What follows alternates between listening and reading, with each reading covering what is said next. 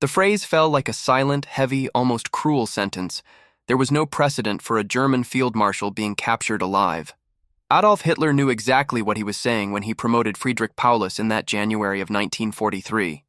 The promotion was not recognition. It was an indirect order, a warning, a clear expectation that he should die in Stalingrad. But in that extreme moment, surrounded by cold, hunger, and the total collapse of his army, Paulus thought something that would change his life forever. He wouldn't do that favor for anyone. This seemingly simple decision would open a deep wound in German military history and place his name in a gray area between obedience, responsibility, and survival. Long before Stalingrad, Paulus was not seen as a charismatic commander or a field leader. He joined the Imperial German Army in 1910 and built his career away from direct combat, distinguishing himself as a staff officer, a man of maps, calculations, reports, and planning. He was methodical, disciplined, and technically brilliant, but he lacked the aura of the great generals admired by the troops. During the First World War, he served in administrative roles and, in the interwar period, remained in the technical corps of the German army, far from politics and distant from the ideological fervor that would later dominate the Nazi regime. This characteristic made him reliable to his superiors, but also left him vulnerable. Paulus was accustomed to obeying, not challenging.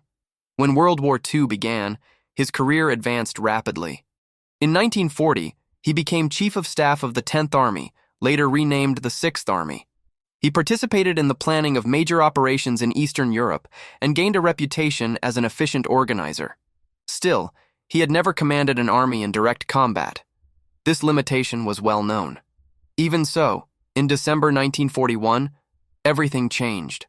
Field Marshal Walter von Reichenau, commander of the 6th Army, and his main mentor, died suddenly after a stroke. Within days, Paulus was thrust into a position he hadn't sought, and a responsibility he may never have been prepared to assume. In January 1942, he officially assumed command of the 6th Army. There was no gradual transition, no time for adaptation. Overnight, Paulus went from being a behind-the-scenes strategist to becoming the face of one of the main forces in the German campaign in the East. And this campaign had a clear, almost obsessive objective: Stalingrad. The city was not just a point on the map. It was a symbol. Situated on the banks of the Volga River, it was a vital industrial center and an essential transport route. For Hitler, capturing it meant securing the German southern flank and directly attacking the prestige of Joseph Stalin. The city's name, laden with political significance, made the operation personal. In the summer of 1942, the German advance seemed to confirm the optimism of the high command. Troops crossed the Soviet steppes with speed, pushing back poorly equipped enemy forces and reaching the outskirts of Stalingrad in August. For many, victory seemed only a matter of time. But Paulus was beginning to perceive something unsettling. The type of war unfolding before him was unlike anything the German army had faced before. The destroyed city, full of ruins, collapsing factories, and burning buildings, negated German superiority in rapid maneuvers and classic encirclements. Every street became a front line. Every building became an improvised fortress. The Soviet defenders did not retreat as expected. They fought for every floor, every staircase, every basement. Losses were mounting alarmingly. Paulus read reports that spoke of entire battalions reduced to small groups in a matter of days. Logistics were beginning to fail. The physical and psychological exhaustion of the troops was increasing. Still, the order was to advance. The pressure from Berlin did not diminish. On the contrary, Hitler demanded immediate results and rejected any assessment that suggested retreat or a strategic pause. The city needed to fall, whatever the cost. At this point, Paulus's first major internal conflict arose. He saw the numbers, understood the reality of the battlefield, and realized that the human cost was becoming unsustainable. At the same time, his training prevented him from openly challenging the supreme command. To what extent can an officer obey when the order seems to lead to disaster? At what point does discipline turn into complicity? Paulus was not an ideological fanatic, but neither was he a rebel. He continued to carry out orders, even as the situation rapidly deteriorated. As autumn progressed, the signs of danger multiplied. Supply lines grew longer and more vulnerable. German troops, trained for rapid campaigns, were trapped in a war of attrition for which they had not been prepared. Paulus sent increasingly cautious reports, highlighting risks and pleading for flexibility. The responses were cold and inflexible. Stalingrad could not be abandoned. There would be no retreat. There would be no strategic retreat. The city had to be held at all costs. This rigidity created a brutal contrast between the reality on the ground and the distant vision of the political command. Paulus found himself at the center of this clash. He didn't make decisions alone, but was directly responsible for hundreds of thousands of lives. Each day, the margin for choice diminished. With each order carried out, the path to a rational solution seemed further away.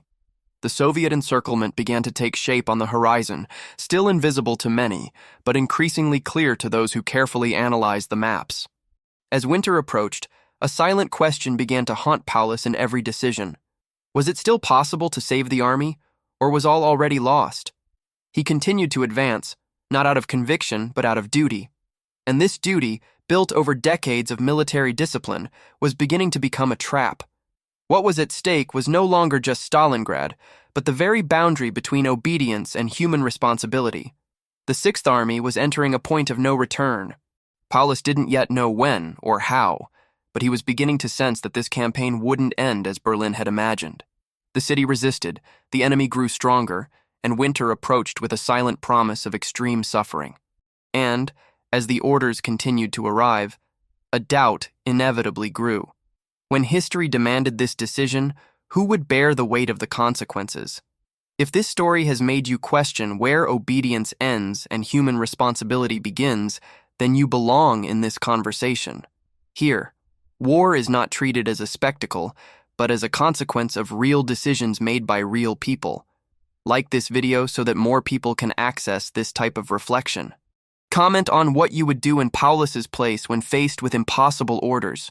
And follow the channel to continue following stories that do not glorify war, but reveal what it demands of those inside it.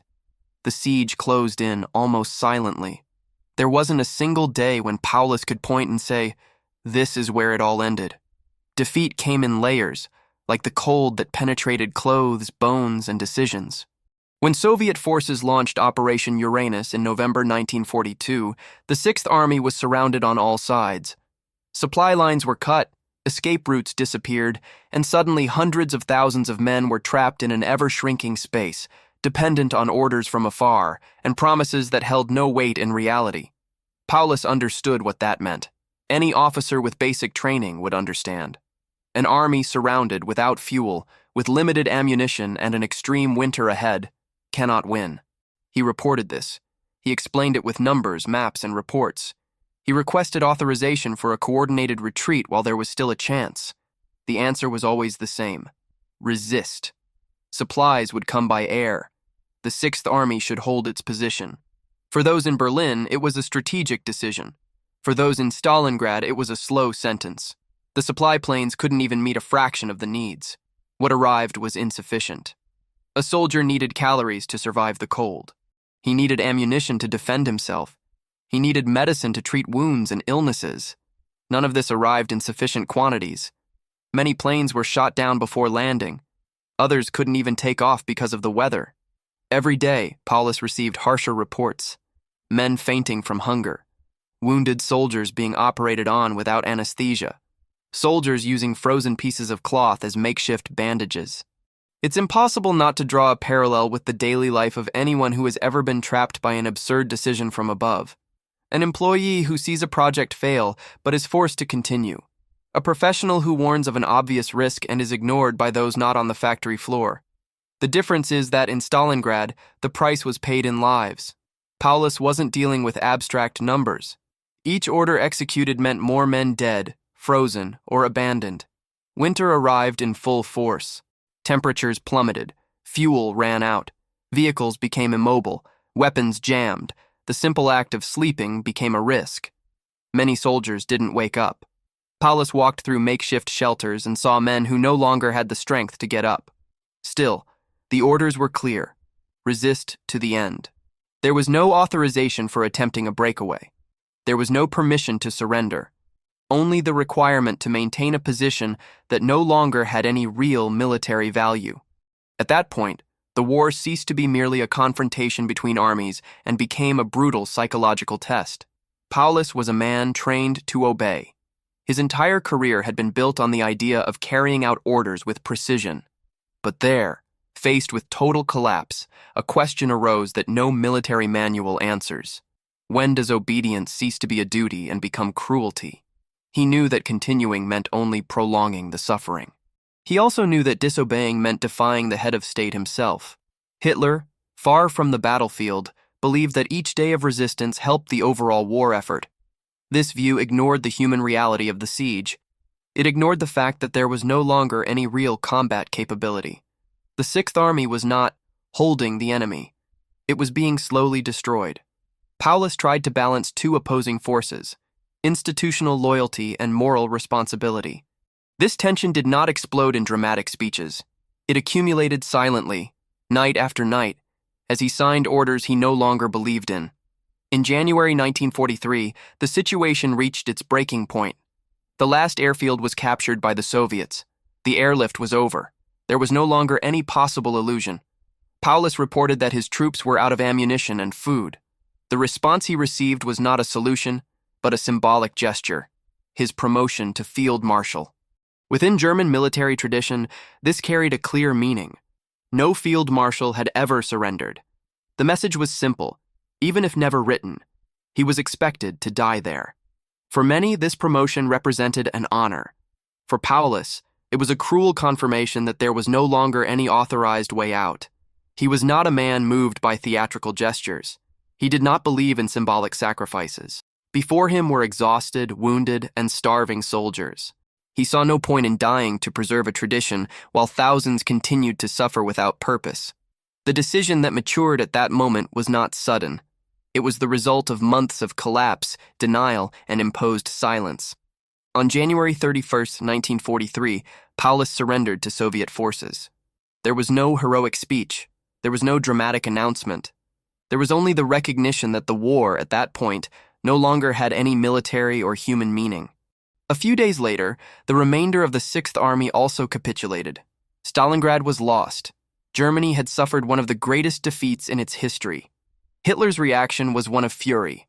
For him, Paulus had failed not only as a commander, but as a symbol. However, outside Berlin, far from the ideologically charged words, a simple and uncomfortable reality remained. Someone had chosen to end the suffering when there was nothing left to gain. This choice did not erase past mistakes, nor did it save those who had already died. But it raised a question that resonates far beyond the war. How many times do people continue to follow orders even when they know they are wrong, just to avoid challenging a hierarchy? How many times does the fear of breaking a rule outweigh the responsibility to those below them? Paulus's decision didn't make him a hero, but it placed him in a rare position. That of someone who, too late, realized that obeying without questioning is also a form of choice.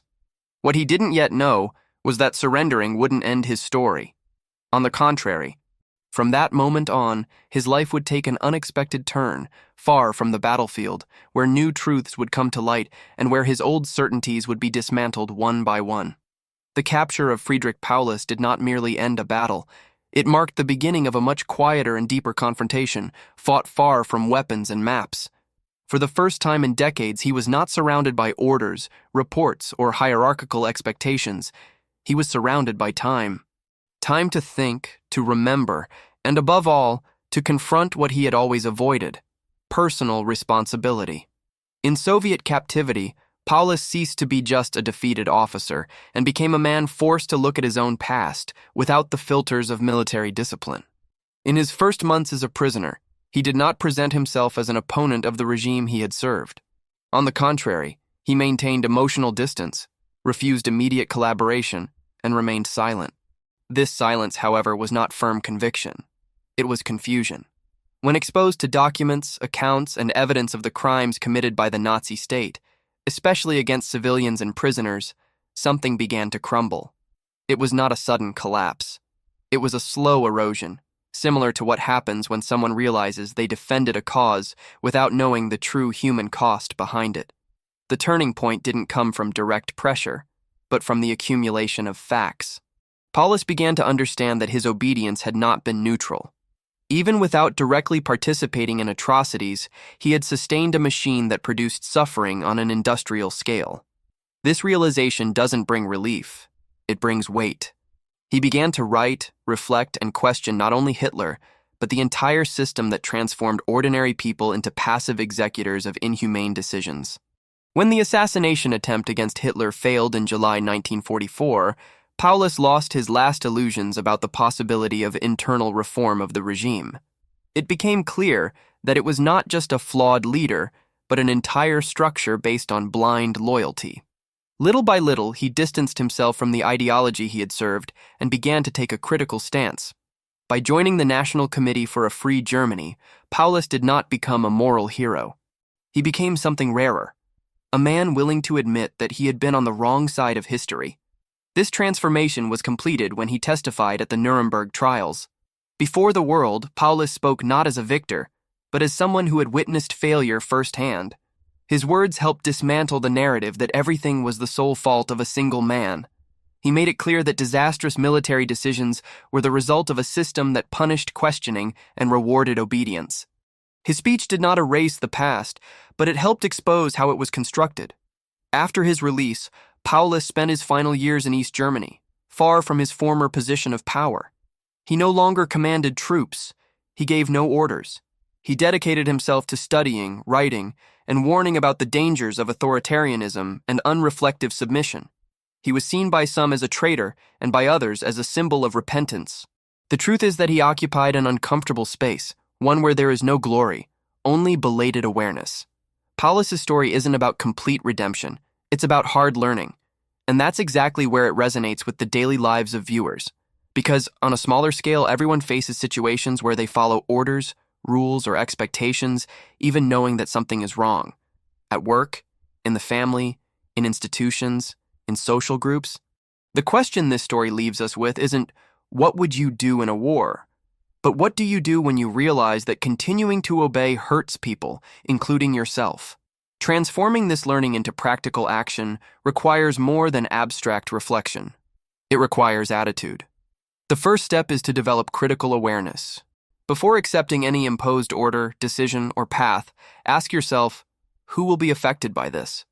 What are the real consequences, not just the official ones?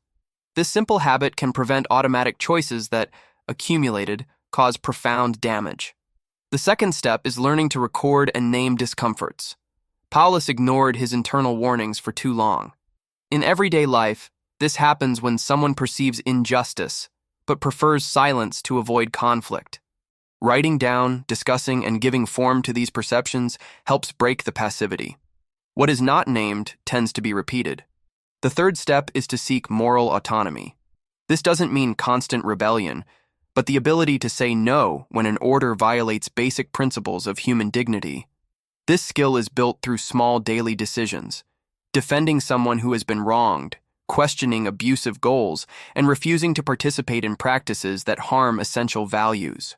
The fourth step is accepting that changing positions has a cost. Paulus paid a high price for his late change. In everyday life, change also generates losses: reputation, comfort, social acceptance. But continuing in error has a greater invisible cost, which accumulates in guilt, emotional exhaustion, and regret. Finally, it is essential to understand that taking responsibility does not require perfection. It requires honesty. History does not demand that everyone be a hero, but that they be conscientious. Paulus could not save the Sixth Army, but his final choice ended suffering that had become senseless. On a human scale, small conscious choices also interrupt cycles of harm. Looking at this trajectory, it's not about absolving or condemning, but about learning. Blind obedience destroys, late reflection hurts, but conscience, even when born after a mistake, can still guide better actions in the present. If this story resonated with you, pause for a moment and consider. In what area of your life are you simply obeying, even knowing that something needs to change? What small, concrete action can you take today to align your actions with your values? If you believe that stories like this help to see reality more clearly, subscribe to the channel to continue following content that goes beyond the surface of the facts. Like this video so that it reaches more people. And if you wish, leave a comment sharing your reflections or experiences, anonymously if you prefer. Your story can help others break the silence and make better choices.